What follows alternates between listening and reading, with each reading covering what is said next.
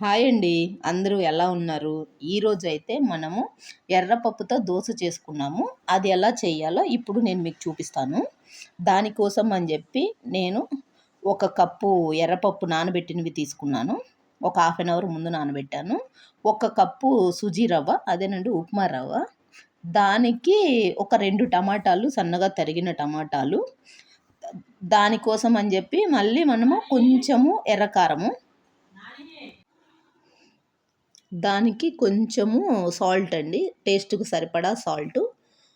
మళ్ళీ దానికోసము కొంచెం జీలకర్ర, కొంచెం వాటర్ వేసుకొని మెత్తగా గ్రైండ్ చేసుకోవాలండి దాన్ని. ఇదిగోండి చూసిన విధంగా మెత్తగా గ్రైండ్ చేసుకోవాలి. ఇదిగో ఇప్పుడు మనం చూస్తున్నాం కదండి, పిండి ఈ బ్యాటర్లో ఉండాలి. అదిగోండి ఈ బ్యాటర్లో ఉండాలి పిండి. ఇదిగోండి ఈ కన్సిస్టెన్సీలో ఉండాలి. మనము స్టవ్ మీద ఒక పెనం పెట్టుకొని వేడి చేసుకుందాము. కొంచెం ఇది ఆప్షనల్ అండి, ఇష్టమైతే సోడా ఉప్పు వేసుకోండి, లేదంటే లేదు. ఇది ఆప్షనల్. ఇదిగోండి చూసిన విధంగా దోస వేసుకుందాము.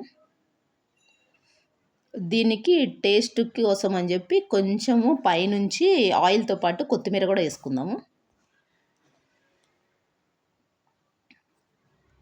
చూసారు కదా, లో ఫ్లేమ్లో ఉండాలి ఇది. చూసారు కదా ఎంత క్రిస్పీగా ఉందో.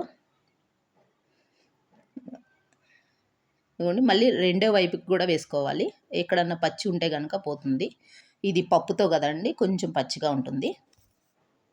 ఇదిగోండి దీనిలానే 1 బై 1 అన్నీ వేసుకుంటూ ఉండాలి.